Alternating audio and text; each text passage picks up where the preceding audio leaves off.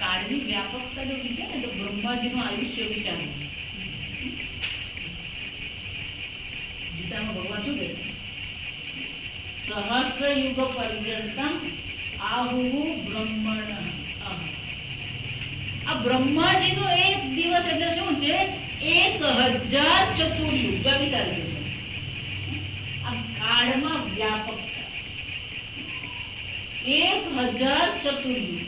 એક ચતુર્યુગ કેટલાનો થાય? 4,32,00,000 વર્ષ. 43,20,000. 43,20,000 નહીં 42,00,000. 4,32,000 એક કળિયુગ. એનાથી ડબલ 42,00,000 એટલે 43,30,000.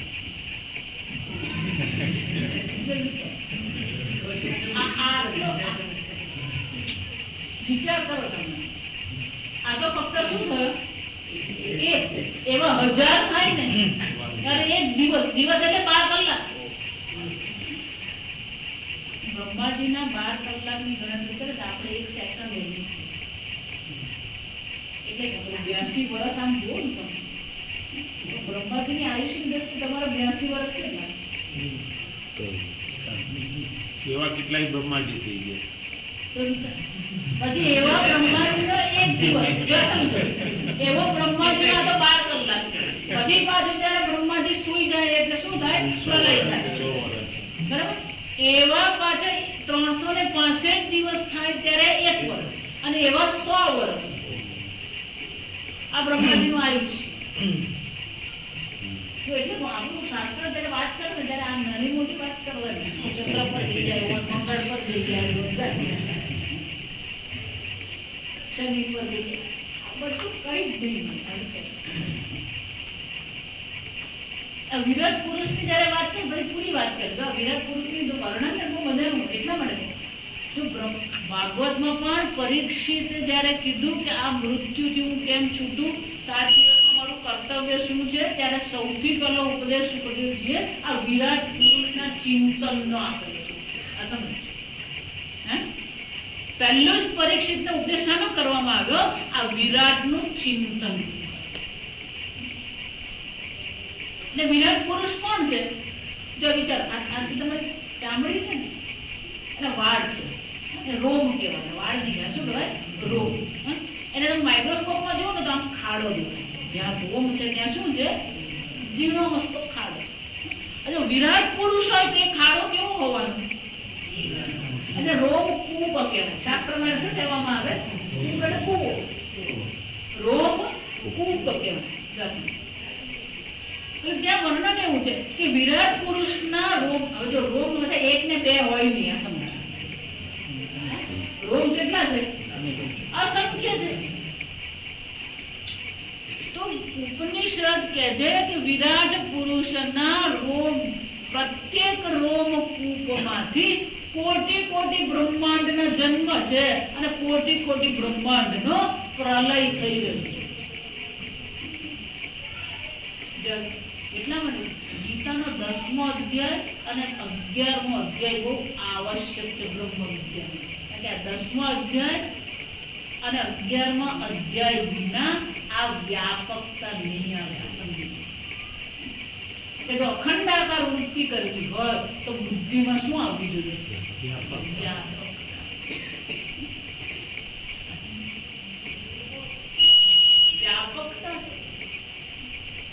જેટલી તમારી આ વ્યાપકતા બૌદ્ધિક રીતે વધે ને, એટલે આપણે અલ્પતા એટલી બધી છે, દરેક સ્થાન પર અલ્પતા છે. સમજો, દરેક સ્તર પર અલ્પતામાં આપણે જીવીએ.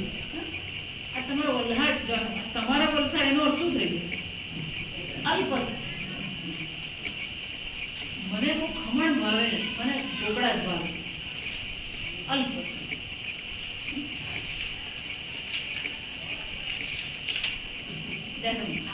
આ પણ શું બતાવે? અલ્પતા. જ્ઞાનની દ્રષ્ટિએ અલ્પતા, શરીરની દ્રષ્ટિએ અલ્પતા. આપણે અલ્પતામાં બેઠા છે અને પછી શું વિચાર કરવા માંગીએ? આ બ્રહ્મનું ચિંતન કરવા માંગીએ. કેવી રીતે થઈ જાય?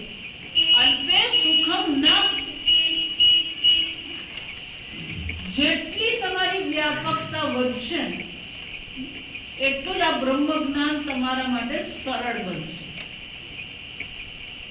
એક સત્સંગી ભાઈ છે, વર્ષો સુધી એમણે સ્વામીજી પાસે શાસ્ત્ર અધ્યયન કર્યું, સમાકરણ બરાબર ગુરુજી પાસે બેસીને અધ્યયન કર્યું. પછી અમેરિકા ગયા, તો હું અમેરિકા ગઈ, ત્યાં મને એમને ઘરે લઈ ગઈ. મને સ્વામીજી મારે 2 પ્રશ્ન છે, તમે મારે ત્યાં આવો, ભિક્ષા લો અને મને આ ઉત્તર કરો. મને કે આ બધું જ મને સમજાય, તમે કોઈ પણ મંત્ર કહો, ઉપનિષદ કહો, બધું મને પાકું. પણ છતાં પણ શું છે, એ નિષ્ઠા નથી થતી. જો આ સમજ, નિષ્ઠા એટલા માટે નહીં થાય કે આ વ્યાપકતા આવતી. આજે આપણી અલ્પતા જોઈએ. મારી પત્ની જે દાળ બનાવે એવી દાળ કોઈ બનાવે, આપણ શું છે, ગુજરાતની બહાર જઈએ ને પછી ખાવાના ફાંફા પડે, એ પણ શું છે, ગુજરાતીઓ બધા રામેશ્વર મદુરાઈ જવાનો હરખ તો બહુ, પણ ત્યાં ગયા પછી પણ વડાઈ ઇડલી ને ઢોસા છે, ચોથું તો કઈ પડે નહીં. એટલે ઘેર આવે ને એટલે પહેલો શું છે, આ દક્ષિણ ગુજરાતમાં કહેવાય દખું ચોખા. શું કહેવાય?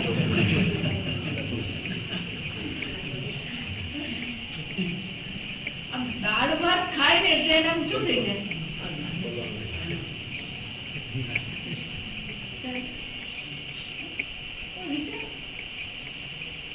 બધી જ વાતમાં આપણી અલ્પતામાં જ આપણે બેઠા, અને આપણે એમ માનીએ છીએ હું અલ્પતામાં રહું અને પછી શાનું ચિંતન કરું. જેટલી અલ્પતા છૂટે ને એટલું જ આ જ્ઞાન તમારા માટે સરળ છે. અને એટલા માટે શંકરાચાર્ય કહે છે બ્રહ્મ એટલે જે વ્યાપક છે. આપણે તો એટલી બધી મર્યાદામાં બેઠા છે, એટલી બધી અલ્પતામાં બેઠા છે, અને એમાં એટલા બધા સંકુચિત થઈને બેઠા છે. સંકુચિત હંમેશા દ્રષ્ટાંત આપણા મારે રોજના સ્ટુડન્ટને ખબર બહુ મજા નથી. તમે ટ્રેનમાં જાઓ ને દિલ્હી, જ્યાં કમ્પાર્ટમેન્ટમાં ચડ્યા ને બેઠા બેસે ને એટલે પહેલું આપણે જોઈએ તો બાજુમાં કોણ છે, અને એમાં જો આમ કોઈ દિલ્હીનો પંજાબી હોય તરત મનમાં શું આવે,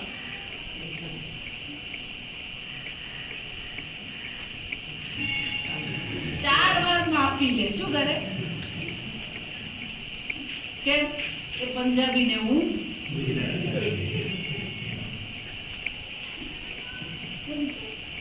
એ માણસ જ છે, એને 2 હાથ છે, એને 2 પગ છે, એને માથું છે, એનું હૃદય ભગવાન જ ચલવી રહ્યો છે, છતાં પણ એ કોણ?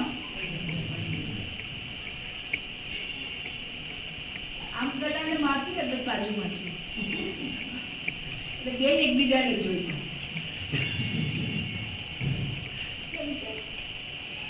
દરેક પ્રવૃત્તિ, આપણા દરેક વાક્ય, આપણું વર્તન, આપણો વ્યવહાર શું પ્રગટ કરે? વ્યાપકતા પ્રગટ કરે, સંકુચિત. એક બ્રહ્મ અક્ષર અર્થ્યતા. આ વ્યાપકતામાં જેટલી વ્યાપકતા હશે, પણ વ્યાપકતા ક્યારે આવે? શ્રુતિ શિરો વાક્યમ સમાકરણ. જેટલું શાસ્ત્રનું અધ્યયન કરતા રહેશો એટલી વ્યાપકતા શું થશે? અને જેટલી વ્યાપકતા વધશે એટલું આ બ્રહ્મ જ્ઞાન આપણા માટે શું થશે? સહજ. પણ શ્રવણ કરવા માત્ર એમનું પતી જશે નહીં. એટલે હવે 3જા શ્લોકથી શંકરાચાર્યજી દર્શાવે કે શાસ્ત્ર શ્રવણ પછી શું કરવું જોઈએ. અત્યાર સુધીમાં શું બતાવ્યું? આ સમાધિ ષટક સંપત્તિ, શાસ્ત્ર શ્રવણ કરીએ, ગુરુની સેવા કરીએ, ગુરુ પાસે રહીએ. અચ્છા, ગુરુ પાસે રહેવાનું બહુ મોટું મહત્વ. ગુરુજી આના વગર રહી શકે છે તો હું પણ શું કરી શકું? વૈરાગ્ય. ગુરુજી પાસે જેટલા આપણે રહીએ એટલો આપણો વૈરાગ્ય દ્રઢ બને. અને ગુરુજી પાસે બેસીને શું કરવાનું છે? શાસ્ત્ર શ્રવણ. શાસ્ત્ર શ્રવણ પછી શું કરવાનું એ 3જા શ્લોકમાં દર્શાવ્યું છે. આપણે પછી મળીએ ત્યારે કરીએ. કેટલાક 10:15 છે ને, અડધો કલાક આપણે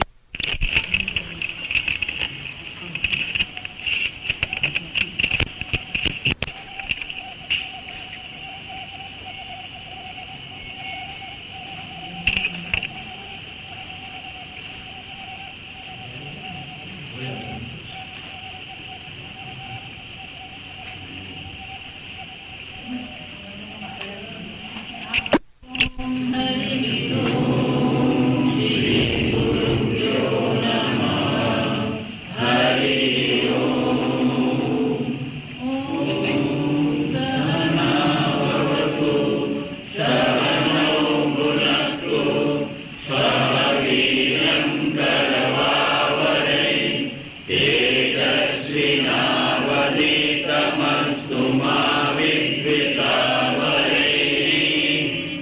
ઓમ શાંતિ શાંતિ શાંતિ.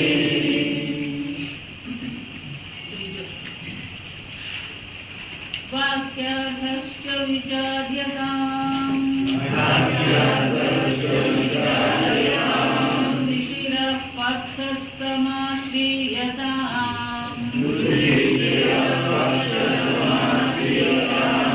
દુસ્તર્કા સુવિરમ્યતામ શ્રુતિમતઃ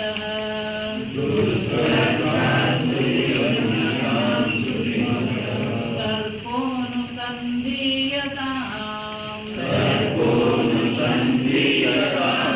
બ્રહ્માસ્મીતિ વિભાવ્યતામ હર હર ગર્વ પરિત્યજ્યતામ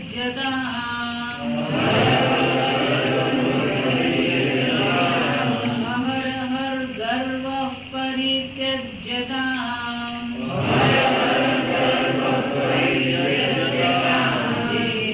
દેહેહં મતિરુધ્યતામ બુધજનૈઃ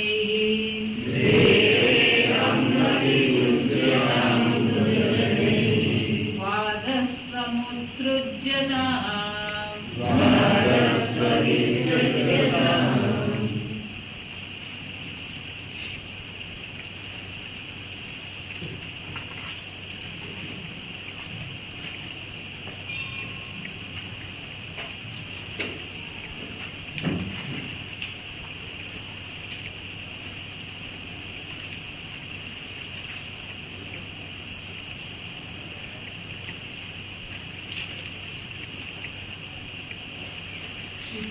વાક્ય સમાકરણના શાસ્ત્રના વેદાંતના વાક્યનું સારી રીતે શ્રવણ કરવું.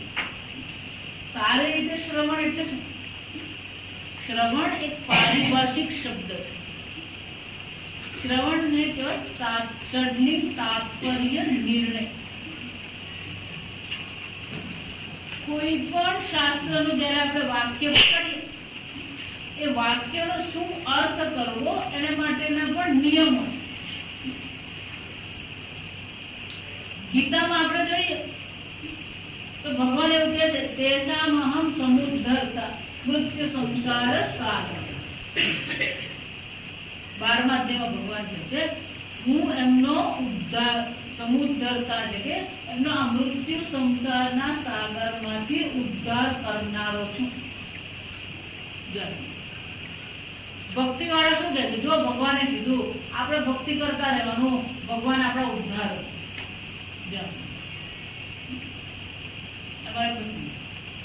આ ત્રીજા આ કયા અધ્યાયમાં છે? 12. છઠ્ઠા અધ્યાયમાં ભગવાન એમ કે છે ઉદ્ધરેદ આત્મનાત્માનમ નાત્માનમ અવસાદયે આત્મૈવ હ્યાત્મનો બંધુઃ આત્મૈવ રિપુરાત્મા. વિરોધાભાસ. એકમાં ભગવાન એમ કહે છે હું તારો ઉદ્ધાર. બીજામાં ભગવાન શું કહે છે? તું જ તારો ઉદ્ધાર કર. ઘણા બધા વાક્યો છે એટલા માટે ઉપનિષદ બહુ સહેલું છે. ઉપનિષદ સીધું સીધું ચાલતું. ગીતા વાંચે તો આમાં અનેક વિરોધાભાસી શ્લોક. 9મા અધ્યાય ભગવાન એમ કે મયા કથમિદં સર્વં જગદવ્યક્ત સ્થાની સર્વભૂતાનિ ન ચાહં તેષુ અવસ્થિતઃ. આ સર્વભૂતો મારા માટે. બીજા શ્લોકમાં ભગવાન શું કહે છે? ન ચ મસ્થાની ભૂતાની પશ્ય મે યોગમૈશ્ય.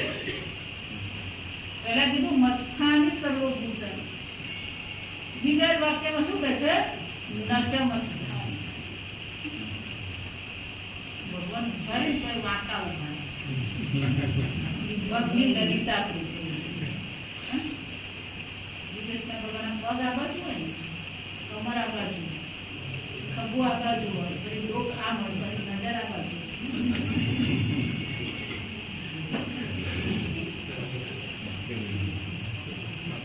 વાક્ય બીજા ત્રિભંગી લઈ 3 ભંગ છે એમના ઉભા રહેવા. તો એ કેવું છે? લલિતા કૃતિ ગમે એવું મનને આકર્ષે એવું બોલવામાં તો કેવું અભી બોલા અભી પો મસ્થાની સર્વભૂત બીજામાં શું કહે છે નચ મસ્થાન છઠ્ઠા અધ્યાયમાં કહે છે તું જ તારો ઉદ્ધાર કર, તું જ તારો શત્રુ છે, તું જ તારો મિત્ર. 12મા અધ્યાયમાં કહે છે કે હું એનો ઉદ્ધાર છું. શું અર્થ કરવાનો?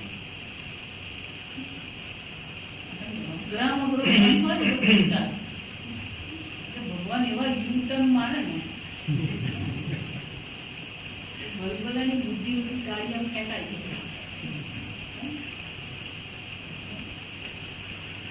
એટલા માટે શ્રવણ કોને કહેવાય? તાત્પર્ય, ષડલિંગ તાત્પર્ય નિર્ણય. આ વાક્યનો શું અર્થ કરવો એના માટે શું કરવું પડે? પહેલી વસ્તુ જોવું પડે ને પૂર્વાપર કહેવું. પહેલા શું કહેવામાં આવ્યું, પછી શું કહેવામાં આવશે.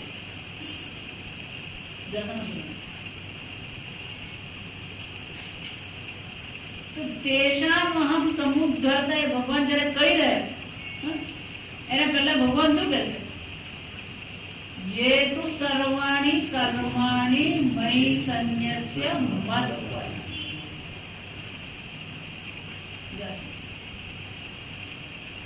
જો અને તો, જે અને તે એવા ગુજરાતી છે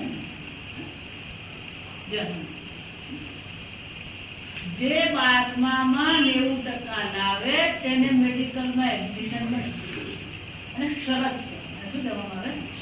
જે તે એ ત્યાં શરત છે. ये तो सर्वाणी, તું એટલે ભગવાન એ ભાગ. ये तो सर्वाणी कर्माणि संन्यस्य मयि संन्यस्य ઈશ્વરાર્પણ બુદ્ધિ મત પર એના જીવનનું લક્ષ્ય પણ પરમાત્મા. તેષામ અહમ સમુદ્ર. શરત બહુ ભારે છે. શરત શું છે? બહુ મોટી. ભગવાન તો અમુક તો મળું નહીં, બધું જ છોડી દે. સર્વાણી કર્માણી, લૌકિક કર્મ હોય, શ્રૌત કર્મ હોય, સ્માર્ત કર્મ હોય, વ્યવહારિક કર્મ, બધા જ કર્મ શું કરી દેવાનું? મય મત પર. એ શરત કોઈ બોલે નહીં. શું બોલે? ભગવાને ગીતામાં કીધું હું તેમનો ઉદ્ધાર કરું છું. કોનો?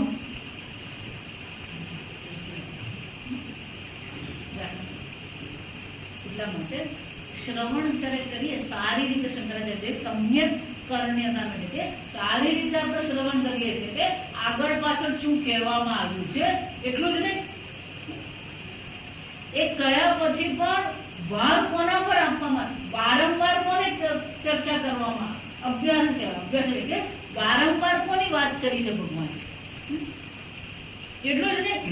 પ્રશંસા કોની કરે છે ભગવાન, અર્થવાદ. આ બધી વસ્તુ જોવી પડે. ગીતામાં ભગવાને પ્રશંસા કોની કરી છે? નહીં જ્ઞાનેન સદૃશમ પવિત્રમ ઇહ.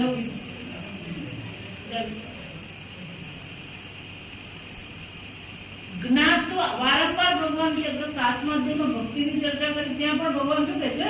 જ્ઞાત્વ, જાણીને.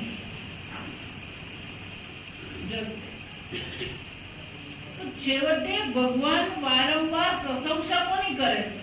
જ્ઞાનની પ્રશંસા. જ્ઞાન પણ સારું જ્ઞાન. અસંશયમ સમગ્રમાં યથા જ્ઞાન. સંશય રહિત થઈને સમગ્ર થયા, પૂર્ણ થયા જે મને જાણે. એટલે આગળ આપણે વાત કરીએ કે જ્યાં અલ્પતા આવે ને, જ્ઞાનમાં પણ અલ્પતા આવે તો મુશ્કેલી. પણ જો વિચાર, આ જગતનું જેટલું પણ જ્ઞાન છે એમાં પૂર્ણતા આવી શકે? આવી શકે? ગમે એવો મહાન વૈજ્ઞાનિક પણ હોય, એને આખી જિંદગી ગુલાબ ફૂલની સાથે જ કાઢી હોય તો પણ એવું કહી શકે કે આ ગુલાબનું ફૂલ પૂર્ણ રીતે જાણું. સ્વામી વાક્ય શું છે? more you come to know what you don't know.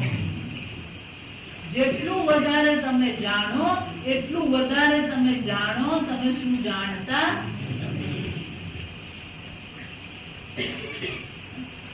અને અપરા વિદ્યા કહેવાય. શું કહેવામાં આવે?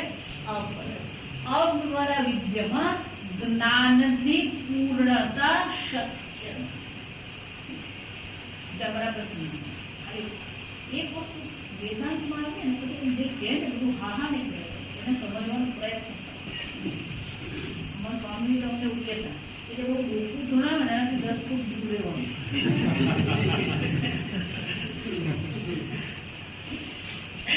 જણાવતા એટલે જણાવજો, મને વાંધો નથી.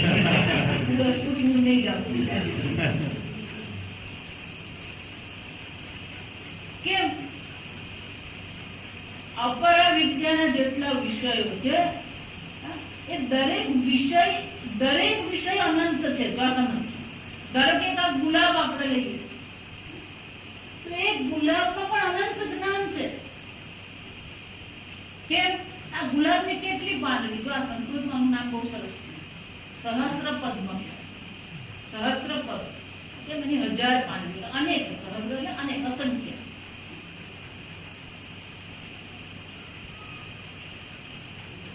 ગુલાબને તમે જાણો, આ ગુલાબ છે બરાબર, કેટલી પાંદડી છે ખબર નહીં, એનો છોડ કેટલા સમજો. એટલે પૂજ્ય સ્વામી એમ કહે કે આ મનુષ્યનું જ્ઞાન કેટલું? Up to one more question. ગમે એટલું તમે મહાન વૈજ્ઞાનિક ગમે એટલું જાણતો હોય અને 4 પ્રશ્ન પૂછશે ને એટલે ત્રીજા ચોથા પ્રશ્નમાં શું આવી જાય ખબર નથી. શું આવી જાય ખબર નથી.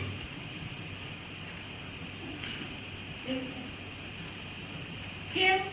જેમ તમે એમાં ઊંડા ઉતરતા જાઓ એમાં એની ઊંડાણમાં શું થતું જાય છે? સૂક્ષ્મતામાં જેમ આવો એમ નવા નવા વિભાગ બનતા જાય.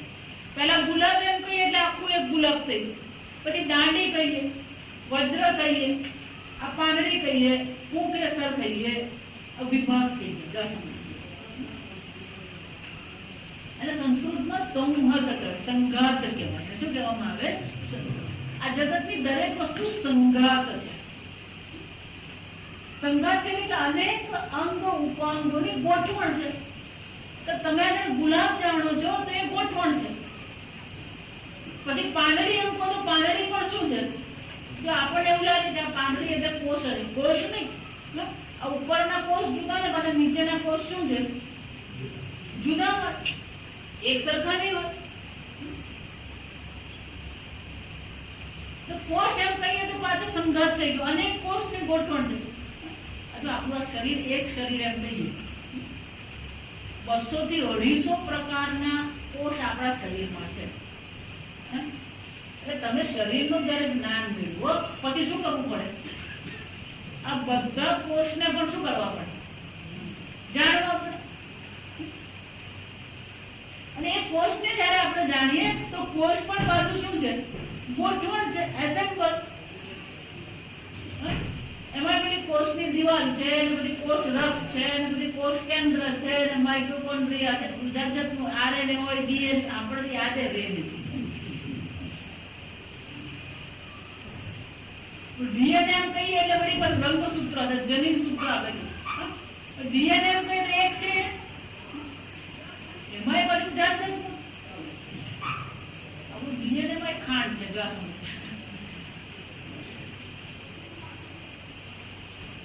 અણુ કહીએ, અણુ પણ શું છે? એક છે. પરમાણુ છે, ઇલેક્ટ્રોન છે, પ્રોટોન છે, ન્યુટ્રોન છે.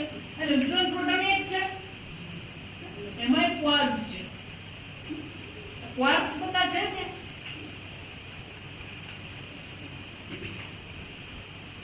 એનો અર્થ જ્યાં અનેક અંગ ઉપાંગની ગોઠવણ હોય તો એ પછી શું થઈ જાય? અનંત. જો વિચાર આપણે શરૂ કરી ગુલાબ છે, ક્યાં પહોંચી ગયા?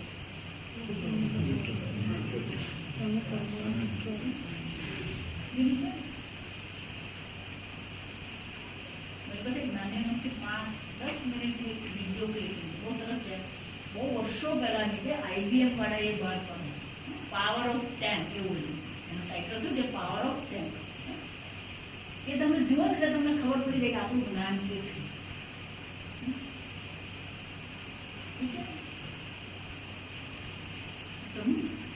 અપરા વિદ્યામાં જ્ઞાનનો અંત અનંત જ્ઞાન. અપરા વિદ્યામાં તો આપણે એવું કહી શકીએ જ નહીં કે મને બધી જ ખબર. તો પછી ભગવાન અપરા વિદ્યામાં જો આવું હોય તો આ પરા વિદ્યામાં તમે એમ કહેતો અસંશયમ સમગ્રમાં નાસ્તિ, તું મને સમગ્રતયા જાણી લે.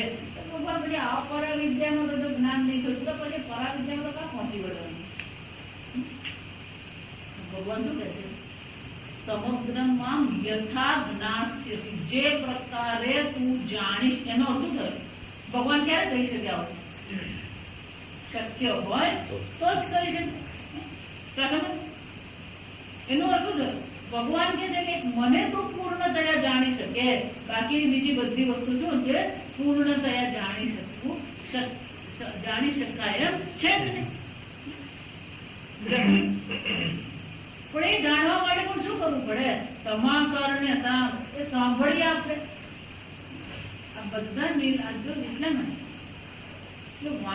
શાસ્ત્ર શ્રવણ કરીએ, પણ શાસ્ત્ર શ્રવણ કરવામાં એ જો ગોટાળો કર્યો ને તો અર્થનો અનર્થ થઈ જાય. તો એક સામાન્ય દ્રષ્ટાંત આપો. ધારો કે તમે માનો ભલે પણ આ અર્થને બધા આવો અર્થ કરી દે ચાલે છે. ઘણી વાર એવું થાય. જો વિચાર, આ રેલવેની જે પટરીઓ હોય ને, રેલવેના પાટા જે એ સમાંતર. કલકત્તા પહોંચે ત્યારે પણ કેવા હોય? તેની વચ્ચે અંતરમાં ફરક પડે. સમાંતર એને જ કહેવાય. જો સમજ, એ કલકત્તા પહોંચે, આસામ પહોંચે કે જાપાન પહોંચે, પણ રહે શું? સમાંતર. પણ ધારો કે એમાંથી એક પટ્ટી જરા અહીંયા સુરત પર 1 mm નો ફરક છે, સમાંતર નથી, તો કલકત્તા પહોંચતા શું થઈ ગયું? 1 mm રહેશે. જેમ આગળ વધતા જાય એમ અંતર શું થતું જવાનું? જાપાન પહોંચે ત્યાં સુધી શું થઈ જાય? આ પટરી દક્ષિણ ધ્રુવ પહોંચી જાય. ક્યાં પહોંચી જાય? અંગ્રેજી મારા માટે બહુ ડેવિએશન. અંગ્રેજી શું છે? તમે શાસ્ત્રોથી તમને એવું લાગે કે ના જરા આમ ડેવિએટ થઈ જાય, આમ જરા આવો અર્થ કરી દે, એ જરા પર તો ત્યાં લાગે. જ્યાં તમે આગળ ચાલવા જાવ તો એ અર્થ બધી શું થઈ જાય? એ ફરક બહુ મોટો થઈ જાય. સમજો? એટલા માટે શાસ્ત્રનો અર્થ શાસ્ત્રની દ્રષ્ટિએ જ કરવો પડે. જાતે જાતે અર્થ કરવા જઈએ ને તો પછી અર્થ એવો થઈ જાય, અનર્થ પર આપણે ભરી જાય. અને એટલા માટે શંકરાચાર્ય હવે આગળ શું કહે છે? વાક્યાર્થશ્ચ વિચાર. જે પણ વાક્ય શાસ્ત્ર શ્રવણ કર્યું હોય એના પર તમે શું કરો? વિચાર કરો. શાસ્ત્ર શ્રવણ દ્વારા આપણને આ બ્રહ્મ જ્ઞાન થાય. પણ બ્રહ્મ જ્ઞાન થયા પછી મુશ્કેલી શું છે? આપણી પોતાની ઓળખાણ આપણી જે છે અને શાસ્ત્ર તમારી જે ઓળખાણ કરાવે છે, બંને ઓળખાણ આપણે જોઈએ એમ કેવી છે? મેળ પડતો નથી. તમે પોતાના જન્મ મૃત્યુ વાળા માની રહ્યા છો, તમે પોતાના દેહ માની રહ્યા છો, અને શાસ્ત્ર કહે છે કે તમે દેશકાળ મર્યાદાથી મુક્ત છો. તરત આપણા મનમાં શું આવે? હું અને બ્રહ્મ હોય જ નહીં. મારું નામ ઈશ્વર હોય, બાકી હું ઈશ્વર કેમ? શાસ્ત્ર શું કહે છે? તદ જગત કારણ ત્વમ નથી. આ જગત કારણ બ્રહ્મ તું છે. આવું જયારે આપણે સાંભળીએ એટલે આપણા મનમાં તરત શું અને પ્રમેય શંકા છે. શાસ્ત્ર પ્રમાણે શું કહેવામાં આવે ને? શ્રવણમાં પ્રમાણ શંકા નથી. પણ જયારે શાસ્ત્ર શ્રવણ કર્યા પછી આ પ્રમેય શંકા થાય. હું અને ઈશ્વર, હું વ્યાપક. તરત મનમાં શું આવે? હું વ્યાપક એવું કે મગજમાં ગોપક. હું ઈશ્વર હું એવું મને લાગતું નથી. કેમ? ઘરનો છોકરો મારું સાંભળે તો હું એટલે ફોન થઈ ગઈ. આ નાના છોકરાઓ છે ને, હું હંમેશા કહું, આ નાના છોકરાઓ માતા પિતાને એ લોકોની મર્યાદા બરાબર બતાવી છે. માતા પિતા ભલે તો ઓફિસમાં ગમે એટલું બોસિંગ કરશે, પણ ઘરે આવે ને એટલે થોડું બરાબર માફી આપે. શું કહેવાય? કટુ સાઈઝ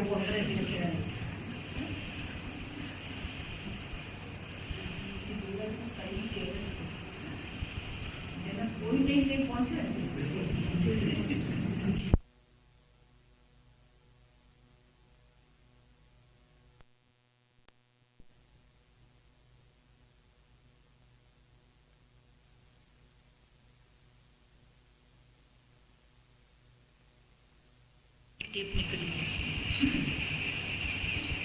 જાય. પ્રમેય શંકા ને શું કહેવામાં આવે?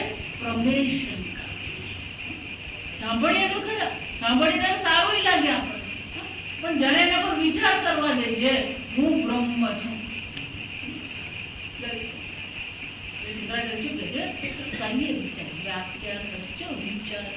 હું ઈશ્વર છું, હું સર્વવ્યાપક છું, હું પૂર્ણ છું.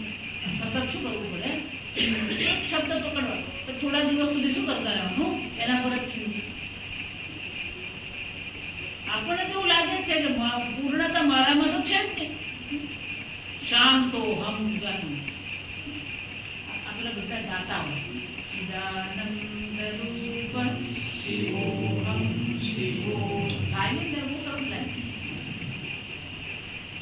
હું ચિદાનંદ સ્વરૂપ છું, ચિત્ત સ્વરૂપ, આનંદ સ્વરૂપ. આમ જયારે તમે પોતાનો સામનો કરી રહ્યા છો, જયારે તમને આનંદ સ્વરૂપ ઓળખવાનો પ્રયત્ન કરીએ, ત્યારે સામે શું આવે? આનંદ સ્વરૂપ આવે. જ્યાં આપણો આનંદ સ્વરૂપ વિચાર કરે ને, એટલે તેની સાથે આપણો બીજો વિરોધી આવી જાય. હું દુઃખી છું, મારા જો દુઃખી કોઈ નથી. આપણે ઈશ્વર કથા નહીં કરીએ, આપણે દુઃખ કથા કરીએ. કની કથા કરીએ? હું દુઃખી. વિચાર દેતા શું કરવું પડે? એને વિચાર, એને મનન કહેવાય. શાસ્ત્રમાં શું કહેવામાં આવે? મનન. તો અહીંયા શ્રદ્ધાની જરૂર પડે. અહીંયા શાની જરૂર પડે? શ્રદ્ધા. એટલે આપણો પ્રત્યક્ષ અનુભવ કંઈક કે છે અને શાસ્ત્ર શું છે? અહીંયા જ નહીં. ભગવાન જયારે એમ કે તમને કર્મ કરવાની સ્વતંત્રતા છે, ત્યારે આપણને તો શું લાગે? મને કર્મ કરવાની સ્વતંત્રતા જરાય નહીં. મારી સાસુ કઈ રેંગણનું શાક મારે બનાવવું પડે, મારી સાસુ કઈ સિટીમાં નથી જવું એટલે મારાથી જવાય. અને તમે એમ કહો તમને કર્મ કરવાની પસંદગી કરવાની, મને પસંદગી. મારી સાસુ લાવ્યા પણ એ સાડી હું પહેરું.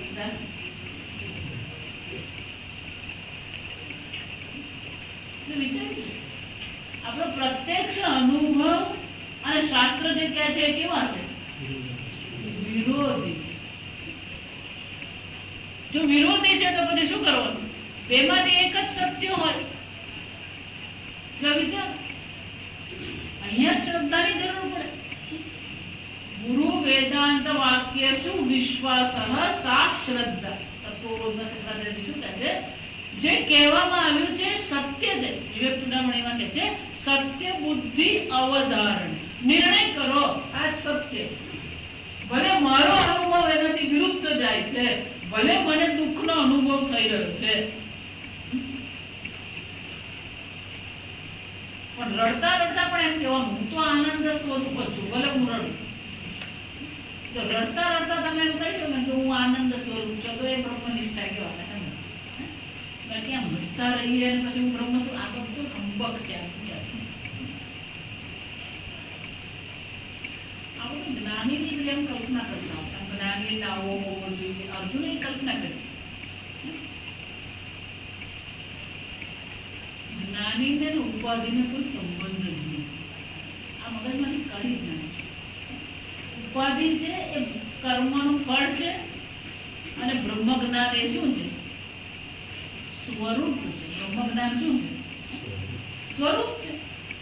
તેનો ઓપરેશન નથી. તો ભણાવ્યું, શાસ્ત્ર અધ્યયન કરાવ્યું, પછી ગુરુજીએ પૂછવું પડે, સમજાય કેમ? એટલે આપણા જેવું કોઈ બેઠક હોય છે અતિ ઉત્સાહ. હા મને બ્રહ્મનું જ્ઞાન થઈ ગયું. જ્યાં પેલો બોલો જેની બાજુ બીજો બેઠો જાડા ચશ્મા વાળો, એને તરત જ શું કીધું? જે એમ કે છે કે હું જાણું છું એ જાણતો જ નથી.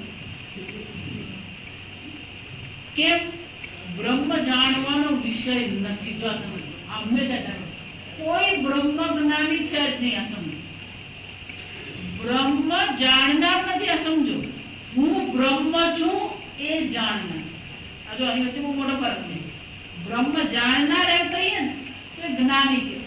બ્રહ્મ જ્ઞાની નથી, એ બ્રહ્મ છે એમ જાણે છે. પોતાના બ્રહ્મ સ્વરૂપને એ જાણે છે. હું બ્રહ્મને જાણું એમ નહીં, હું બ્રહ્મ છું એમ હું જાણું. અત્યાર સુધી હું પોતાને અલ્પ માનતો હતો, અત્યાર સુધી હું પોતાને આ પ્રકારથી જોતો હતો, હવે મને ખબર પડી ગઈ હું સર્વવ્યાપક ઈશ્વર. આમ હું બ્રહ્મને જાણું છું એમ નહીં, પણ હું બ્રહ્મ છું એ જાણું છું. શાસ્ત્ર એમ કે બે પગથિયા છે. સમજો, પહેલા શાસ્ત્ર કહે છે એને શ્રદ્ધા કરવી. શાસ્ત્ર કહે છે તમે સચ્ચિદાનંદ બ્રહ્મ છો, અને અસ્થિ કહેવાય. એને શું કહેવામાં આવે? સંપૂર્ણ વેદાંત અહીંયા છે. આ અસ્થિ કર્યા પછી શું કરવું પડે? અસ્મિ થવું જોઈએ. અસ્મિ એટલે છું, બ્રહ્મ છે એમ. પછી બ્રહ્મ છે શું થવું જોઈએ? દક્ષિણમાં જઈએ પછી આપણે એ લોકોની ભાષાને આપણને મજાક લાગે, એટલે આપણે એવું કહીએ એ લોકોની ભાષામાં કે ડબ્બામાં 5 કાંકરા ભરીને મલાવીએ ને એટલે એ ભાષા. એટલે એ લોકો શું કે ખબર? આ છે છું એટલે ગુજરાતી.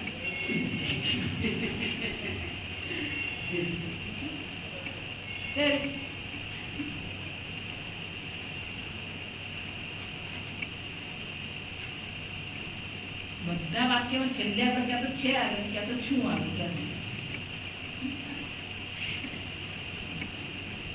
આ છે થી છું કરવાનું. બ્રહ્મ અસ્થિ, બ્રહ્મ છે શ્રદ્ધા. બ્રહ્મ છું એ શું કહેવાય? જ્ઞાન. તમે પોતાને કેવી રીતે ઓળખો છો? તમારી પોતાની ઓળખાણ જો એટલા માટે હંમેશા હું કહું, બીજો તમારા વિશે શું વિચારે છે એના કરતા તમે પોતાને કઈ રીતે વિચારો. પણ આપણી મુશ્કેલી બીજી છે. મને તો ખબર છે મને બ્રહ્મ જ્ઞાન થઈ ગયું, મને ખબર છે હું બ્રહ્મ છું, પણ બાજુવાળાને ખબર નથી પડતી. આખો ધડો મારી હાથે માથું.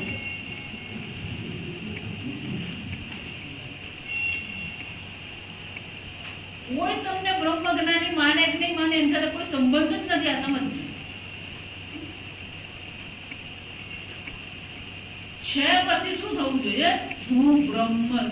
અને એટલા માટે શુક્રાચાર્ય છે આ બધા વાક્યના અર્થનો શું કરવો પડે? વિચાર કરવો. કેમ? શાસ્ત્રોક્ત રીતે વિચારીએ તો હું એમ જયારે આપણે કહીએ છીએ તો એ હું કોણ છે? એ કર્તા છે, ભોગતા છે. એ હું કોણ છે? આ એક દેહમાં રહેવા વાળો છે. એ હું કોણ છે? અલ્પજ્ઞ છે. અલ્પજ્ઞ, અલ્પવ્યાપી, અલ્પશક્તિ હું. અને ઈશ્વર કોણ છે? સર્વજ્ઞ, સર્વશક્તિ, સર્વવ્યાપી. એટલે આ બેનો મેળ કેવી રીતે પડે? તદ બ્રહ્મ એમ જયારે કહીએ તો જગત કારણ બ્રહ્મ તો સર્વજ્ઞ સર્વશક્તિમાન છે. હું એમ જયારે કહું છું ત્યારે હું અલ્પજ્ઞ છું, અલ્પશક્તિમાન છું. હવે આના પર આપણે વિચાર કરવો પડે. એને ભાગત ત્યાગ લક્ષણ કહેવાય. શું કહેવામાં આવે? જહા જહલ લક્ષણ. જયારે કોઈ પણ વાક્યનો સીધો અર્થ નહીં પકડાય ત્યારે શું કરવું પડે? લક્ષણા કરવી પડે. શું કહેવાય? લક્ષણા કરવી. હું બ્રહ્મ છું જયારે આપણે સીધી રીતે વિચારીએ તો શું લાગે? હું બ્રહ્મ લાગતો નથી. તો એના પર શું કરવું પડે? લક્ષણા કરવી પડે. 3 પ્રકારની લક્ષણા શાસ્ત્રમાં બતાવી. ઉદાહરણ પહેલી છે જહલ લક્ષણ. જહલ એટલે છોડવાનું. કોઈને પણ આપણે પૂછે તમારું ઘર ક્યાં છે? સ્ટેશન પર. સ્ટેશન પર પ્લેટફોર્મ પર છે ઘર?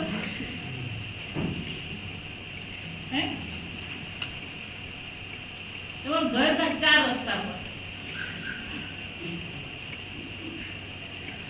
4 રસ્તા પર છે ઘર. શું કરવું પડે? સ્ટેશન છોડી દેવાનું, 4 રસ્તા છોડી દેવાના, એના નજીકનું સ્થાન જહલ લક્ષણ. કઈક છોડવાનું. રોજ રોજ આમાં કશું નવું નથી. આપણે લક્ષણાથી જ વાત કરતા હોય. અડધા દિવસ આપણે વાત આવી જ ચાલુ. શ્વેતો ધાવત, સફેદ દોડી રહ્યો. સફેદ રંગ દોડે. એશિયન પેન્ટ વાળા એના હાથની પોત આપેલા. શ્વેતો ધાવત. ત્યાગ નથી કરવાનો, પણ શું કરવાનું? કંઈક ઉમેરી દઈએ. શ્વેત અશ્વ ઘાવ. સફેદ દોડી રહ્યો છે. કોણ સફેદ?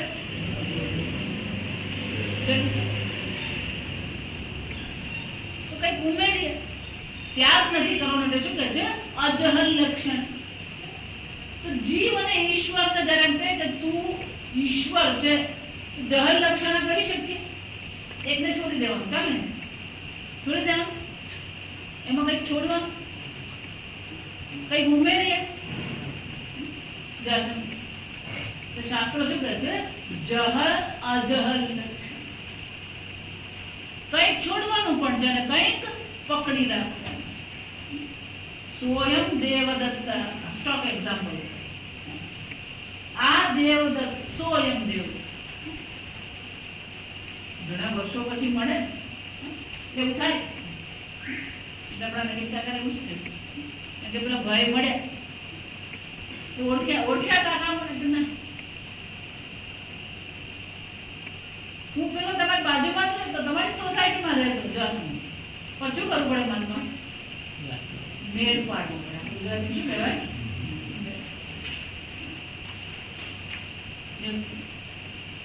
એનો અર્થ શું છે? તદ્દેશ તત્કાલ દેવદત્ત એતદ્દેશ એતત્કાલ દેવદત્ત. એ બંનેમાં વિરોધાભાસ પણ છે, સામાન્ય તત્વ પણ છે. જો સમજો,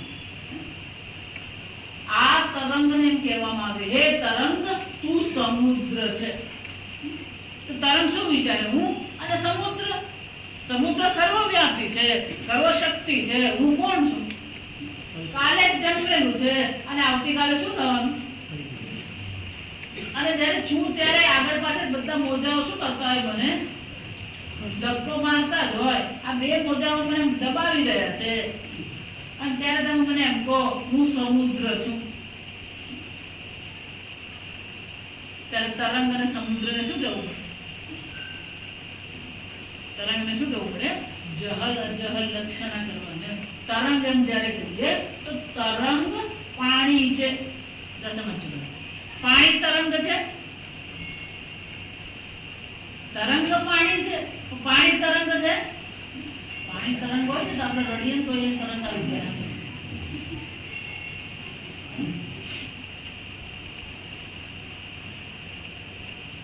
સમુદ્ર એમ જયારે શબ્દ વાપરીએ તો સમુદ્ર પાણી છે. પાણી સમુદ્ર છે. પાણી સમુદ્ર હોય તો આપણે ધૂળમાં સમુદ્ર આવીએ.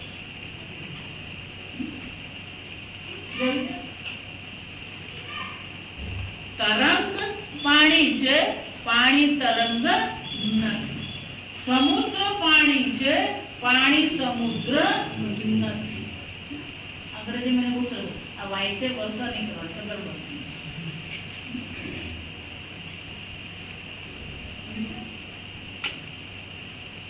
પણ તરંગ પાણી છે, સમુદ્ર પણ શું છે? પાણી. શાસ્ત્રો શું કહેવાય? જે વિરોધાભાસી તત્વ છે એનો ત્યાગ કરી દો, જે સામાન્ય છે એને શું કરો? પકડી. જીવ ઈશ્વર છે એવું જયારે કહેવામાં આવે તો જીવ ને તમે ચૈતન્ય સ્વરૂપ, તમે ચૈતન્ય સ્વરૂપ જે તત્વમાં સરસ કીધું. ચૈતન્ય વત્તા અવિદ્યા બરાબર જીવન. ચૈતન્ય વત્તા માયા બરાબર ઈશ્વર.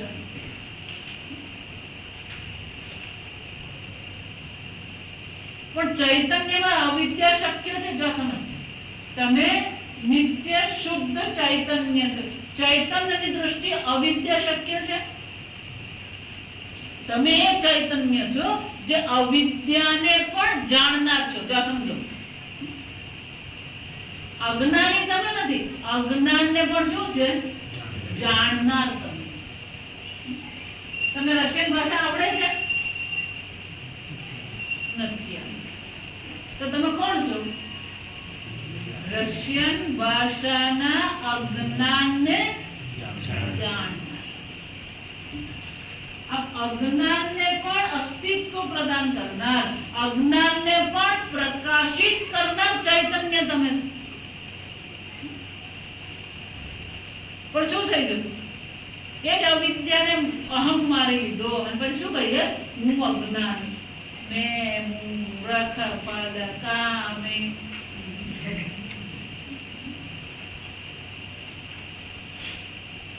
ભગવાને વિચારતા ગીતામાં મેં એને કીધું અવિનાશી તદ્વિદ્ધિ યેન સર્વમિદં તત. આજે પેલી ગીતા સાંભળવાની અને સવારે આરતીમાં શું કહે?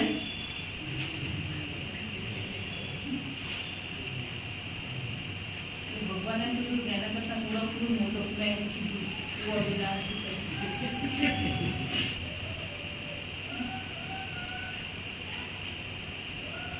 અજ્ઞાન તમે નથી, અજ્ઞાની તમે નથી, તમે અજ્ઞાનને પણ પ્રકાશિત કરનાર ચૈતન્ય. શાનું જ્ઞાન છે પણ તમને ખબર છે, શાનું અજ્ઞાન છે પણ શું છે? જ્ઞાન અને અજ્ઞાન, વિદ્યા અને અવિદ્યા બંનેને પ્રકાશિત કરનાર નિત્ય શુદ્ધ ચૈતન્ય તમે. ઈશ્વર એમ ત્યારે કે માયા છે, માયા ઉપાધિ ઉપહિત ચૈતન્ય ઈશ્વર ઇતિ ઉચ્યતે. અવિદ્યા ઉપાધિ ઉપહિત ચૈતન્ય જીવ ઇતિ ઉચ્યતે. પણ ઉપાધિ એમ કીધું ને, જો સમજો આ શબ્દ એને કે આ ચક્રી અહીંયા છે ઉપાધિ. આપણે ઉપાધિ પાસે બીજી રીતે લઈએ. ગુજરાતીમાં આ ઉપાધિ કેમ કહીને શું છે?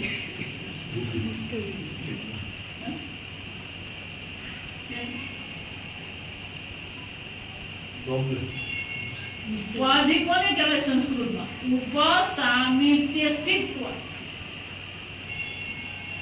પરસ્મિન સ્વાન ગુણાન આધત્તે ઇતિ ઉપાધિ.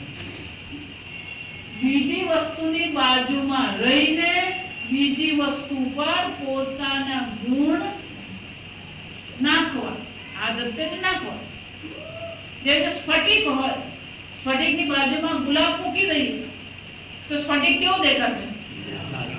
લાલ રંગનો દેખાય. તો સ્ફટિકના લાલ દેખાવા માટે ઉપાધિ કોણ છે? આ ગુલાબ ઉપાધિ. કેમ? બાજુમાં ઉપસામિત્ય સ્થિત્વ, સ્ફટિકની બાજુમાં રહીને પોતાનો ગુણ એ ક્યાં બતાવે છે? સ્ફટિકમાં. અને ઉપાધિ,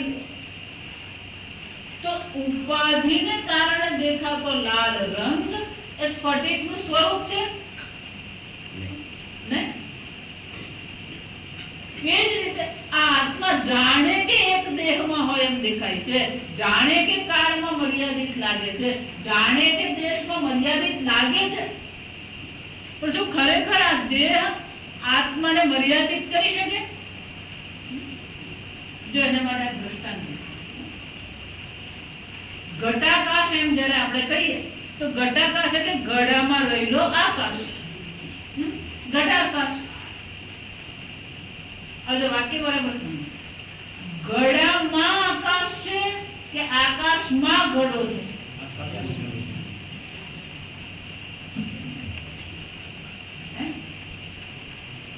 ઘડામાં આકાશ છે કે આકાશમાં ઘડો છે?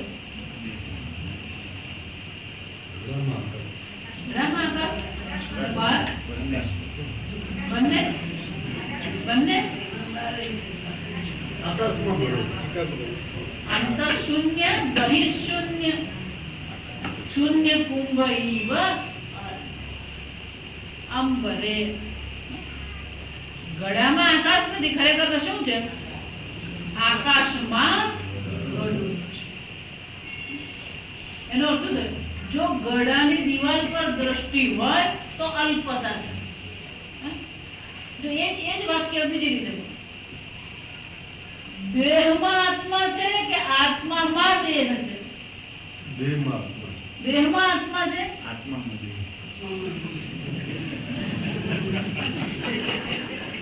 દેહ રૂપી દિવાલમાં આત્મા છે.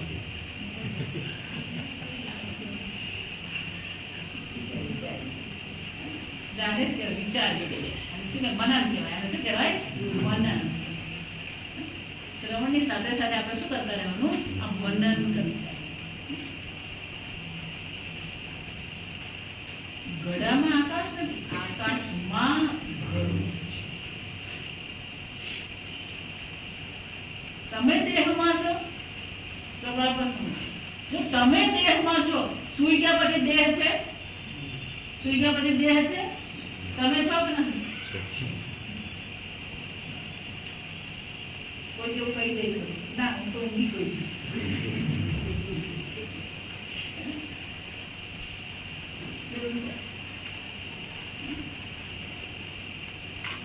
આ નિદ્રાનો અનુભવ બહુ અદભુત છે.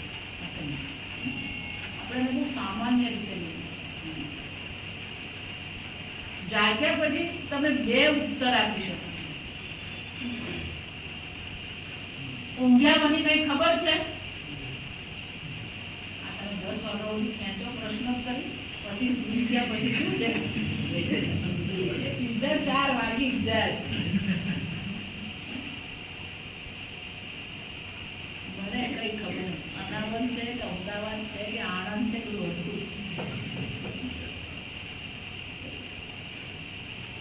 પણ ઊંઘમાં મને કઈ ખબર ન હતી, એ તો ખબર છે ને કે નથી?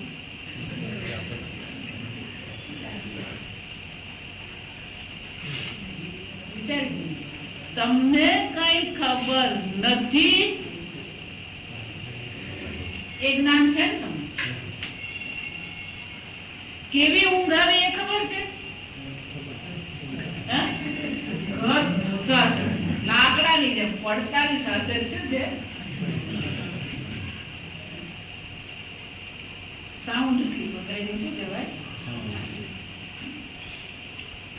સાઉન્ડ સ્લીપ એમ કહીએ ને, બે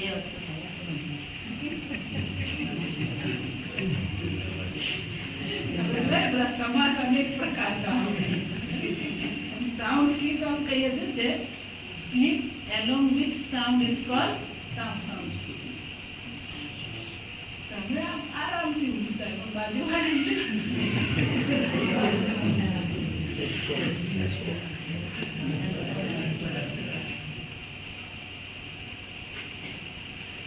ગમે એવો સંગીતકાર હોય એને જો નસકોરા રેકોર્ડિંગ કરીને સંભળાવે તો આપઘાત કરી લે.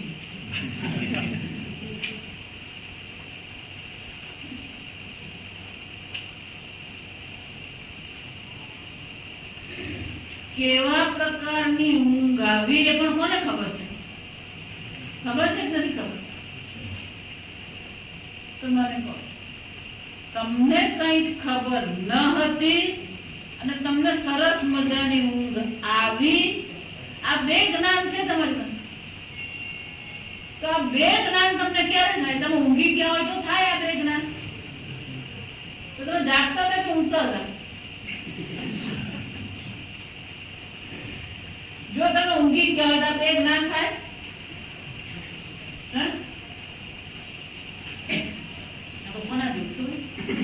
ઘરે આપણે ફોન કરીએ તો બધા બહાર ગયા, મોટા બધા બહાર, તો છોકરાઓ ઘરમાં હોય. છોકરાઓ ઘરમાં આવે એટલે છોકરાઓને મમ્મી પપ્પા આમ શીખવી ગઈ ના, તો કોઈનો ફોન આવે તો આમ જવાબ આપવાનો, આમ કહેવાનું, આમ કરવાનું, આમ બધું કઈ ગયું. આ બધા આપણા બાળકોને આપણે શીખ્યું ને પછી એ બધા ડાયા હોય. એટલે આપણે ફોન કરી છે કે રમણભાઈ ઘરમાં કોઈ નથી, પણ હું કોઈ કોઈ નથી, કોઈ નથી એમ કહેવા વાળો તો છે કે નથી? ઊંઘમાં મને કઈ જ ખબર નથી. જાણવા વાળા તમે છો કે નથી?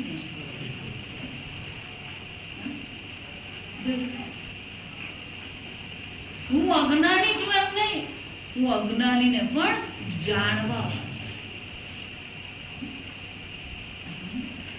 આમ તમે પોતાને જે રીતે ઓળખી રહ્યા છો એ તમારી યોગ્ય ઓળખાણ નથી. આ દેહ તમે છો, ઊંઘ્યા પછી તમે છો, પણ દેહ છે. દેહ નહીં, અનાવલે નહીં મળે, ખાટલો નહીં મળે, ઓશીકું નહીં મળે, ચાદર નહીં મળે, ઠંડી નહીં મળે, ગરમી નહીં, કશું સુઈ જાય ત્યારે બધી તૈયારી કરે. પછી આમ ચાદરા બરાબર લગાવે છે, આમ ઊંચું ગોઠવે, પંખો બરાબર બે પર કરે ને પાણી આમ અડધી, આ બધું ગોઠવે જો તમે. આ ઊંઘવાની તૈયારી આપણી બહુ જોરદાર. આ બધું ગોઠવે ને પછી પેલો ઊંઘી જાય.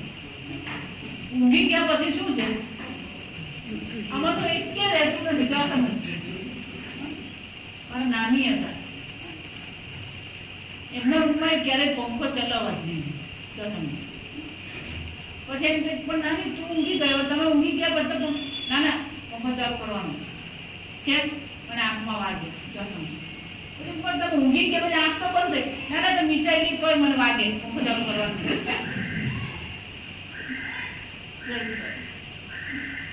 આંખ મીઠાઈ કે પછી પંખો વાગવાનો. પણ છતાં એમને મગજમાં કોઈ બારી ખોલવાનું નહીં, પંખો ચાલુ કરવાનો. જેટલો વખત રહ્યા અમારી સાથે કોઈને એમના રૂમમાં રખાય નહીં, કારણ કે બારી ખોલવા દે નહીં, પંખો ચલાવવા દે.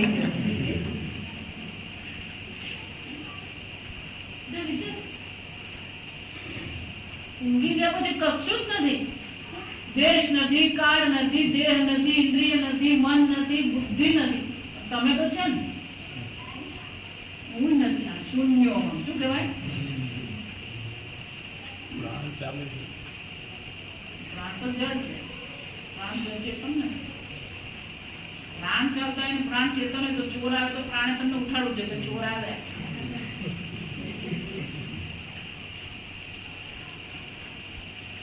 પ્રાણ સંઘર્ષ.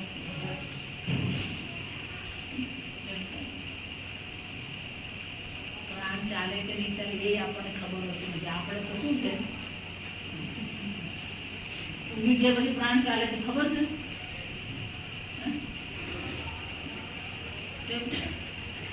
આમ કોઈ પણ અનુભવ હોય અને અન્વય કહેવાય, સાતત્ય.